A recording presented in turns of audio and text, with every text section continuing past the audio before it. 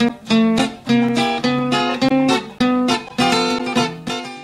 any project that's trying to be innovative in difficult circumstances, there are going to be periods where you're wondering where you're going, you're wondering whether you're making collectively the right decisions.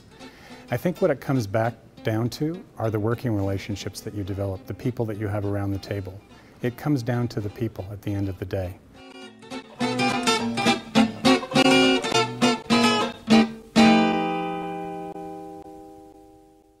Getting the right team and having the initial resources to get organized is, one of the keys of success. If you can't get organized with the right people in the beginning, because you have to sell it, and you have to bring on partners and supporters. The one thing that Evergreen had done well in spades was they did have a good board. I mean, to my mind, they were a dream board. At some point, to build a $55 million project, you have to have people who have the actual experience and knowledge to manage that kind of project. For anybody who wants to try and do this, ask for help. Don't ever assume that you can do it yourself. Don't ever assume that the very smartest person for the issue that you have will turn you down if you actually ask for help. It's a really interesting thing. If you ask, you'll be startled how many times people will say, sure, fine.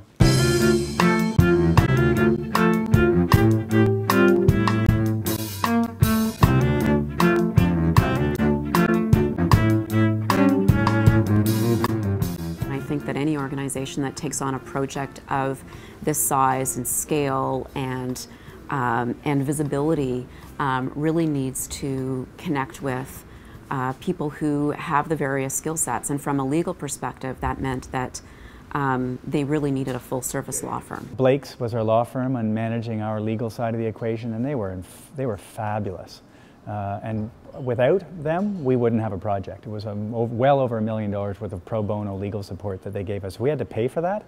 Well, we couldn't have paid for that. A lot of people with a lot of skills said, I know you will need help, therefore I will offer that help to you.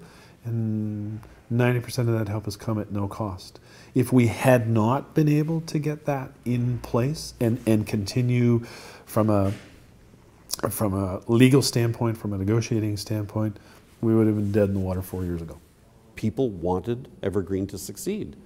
And Jeff had that sense when he set his eyes on the brickworks, and Shauna and the rest of the team said, if we take this on, people will want us to succeed, and we have to give it our best shot. So let's go ahead and do it.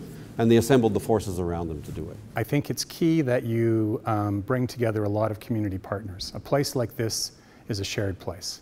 It's not a place for one organization. Evergreen is certainly the leader and the catalyst here, but there are many, many community partners. And I think we might have been able to do a better job of understanding how they might have been heard at the table as we went through. We learned a lot about working with partners through this process, and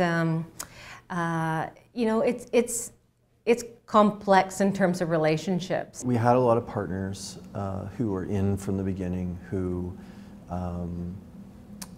didn't necessarily make it to the finish line, and I think the lesson learned from that is that you can count on people to be excited and you can count on people to contribute to a vision, but you can't necessarily count on them to be able to make it work for them financially. What happened naturally and what we might have anticipated and what we should be thinking about in terms of future projects is that we need to anticipate that this is going to happen, that there will be attrition in terms of the partners that originally sign up. When we started to spend money on designers and making up your mind and so on, that would have been a good time for Evergreen to say to some of the partners, if you are really in,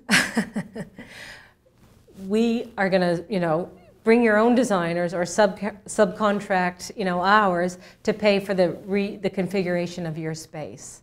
And that would have been I think that would have been an opportunity for partners to either, get involved with both feet or to redefine their role. So Evergreen, I think, that's an example where we probably were inefficient with our time and our resources, is that we spent a lot of money trying to design spaces for partners that in the end didn't materialize because things changed. I think your average project, and quite frankly, almost any business, and I say business generally speaking for not-for-profits, government or corporations, always like to have a strategic plan, an operating plan that's buttoned down and kind of absolute.